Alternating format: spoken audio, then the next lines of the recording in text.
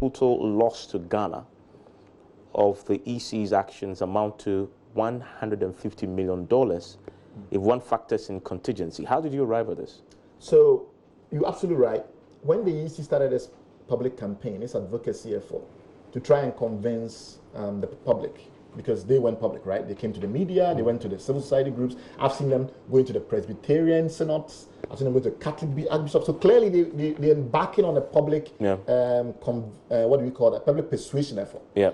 One of the things they said is that, look, actually, it makes so much financial sense to throw away the existing system and buy a completely new one, because we asked someone what it would cost to replace this system, and they told us 74 million. Yeah. However, if we went and bought a brand new system, it would cost us just 56 million. And so it makes so much more sense to just buy a new one. Yeah. And then they also said, we know from previous experience that when you try and register top-up registrations, or try and do top-up registration, what we call limited registration, where you just register those who have turned 18 or those who are not on the register, it costs way more than we plan to register everybody in Ghana of voting age. So let's take them one after the other, specifically the technology one in particular. If you take the $74 million figure, you have to ask yourself what goes into that. Why are they saying it's going to cost $74 million to refresh the system? They're making the assumption, they are making the determination based on the assumption that every single equipment has to go. Every single equipment has to be refreshed anew. Yes. It doesn't make sense because, as we've explained, they've continued to do refreshments every cycle, and therefore a lot of the equipment they have are very new. The reason why they are very new is not only because they were bought in 2018. When you're doing your life cycle analysis, when you're doing your technology portfolio optimization analysis, one of the things you look at is wear and tear, right? You say, how often has it been used? What is it used for? Etc., etc. These are equipment that often they are used for maybe 40 days in a year. We have BVDs that have never been used because we always buy more. We have an excess margin. We buy about 72,000 of this stuff. We have only 30,000 polling stations until now. They want to increase 36,000. And in those polling stations, if they need 2 of them. So it tells you that there's excess margin, right? There are BVDs that, because of the time we were bought and because of that excess margin, have never been used before. Now, on top of that fact, right, we've mentioned the fact that we have all these refurbishments that have been done and continue to be done. So you don't have to replace everything, and you don't have to refurbish everything. So you can't get it to 74 million in the first place. Secondly, who did you go and talk to?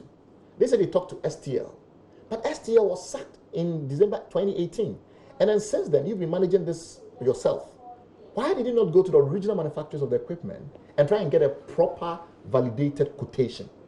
We know that there are political parties in this country that have contacted them, and they've said that nobody has been to ask them what it would cost to try and fix anything that they claim is wrong with the system.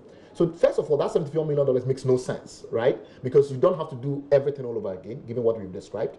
And then 2, you are not going to the right people to ask. The second point is that if you then use the analysis we've made, which is the life cycle analysis, how often is the equipment used, where we've graded all the equipment based on the procurement pattern and established that only about 25% of equipment require additional refurbishment, and a few others, maybe 10% or less, require you to completely retire the equipment, buy new ones. If you use that analysis, you come to around $15 million as what you need from a technology point of view. As far as limited registration is concerned, the EC just lied blatantly about how much it costs to actually do limited registration. So we're going to look at the numbers. And it costs less than $20 million. In fact, numbers from about $10 million from their own budget planning documents that they've submitted to Parliament and other organizations. And so when you add what it will actually cost to do a limited registration, it's not too difficult to know that registering 2 million people will be much cheaper than registering 17 million people. At the very least, you hire fewer people. Yeah. At the very least, it takes shorter time. So if you combine those, you get the true cost of using the existing system at about $35 million compared to the $72 million that they discovered in their tender process, not the $56 million that they pulled out from there, but the $72 million that they actually got when they actually did a tender, which might then prompt you to ask where did they get the first number from, and the fact that they claim they are currently doing negotiations to bring that price down. But that notwithstanding, if you add Incoterms, if you add a whole bunch of other stuff that is not accounted for in the raw tender, you're not going to get anything less than $65 million. So it's not the $56 million they said. Remember, all that is still just for the hardware. They're not talking about the software. because they are still locked in a tender process which is not completed. Apparently, there's been a tender evaluation panel that submitted some report that the entity tender committee is yet to review.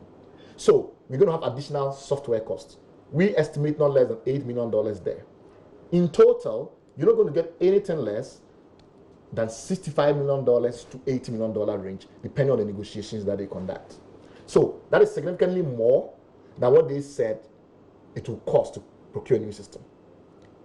That tells you something fundamentally important, which is that this EC, last scandal, has very little interest in being truthful and factual to the public, and the media shouldn't allow them to get away with it.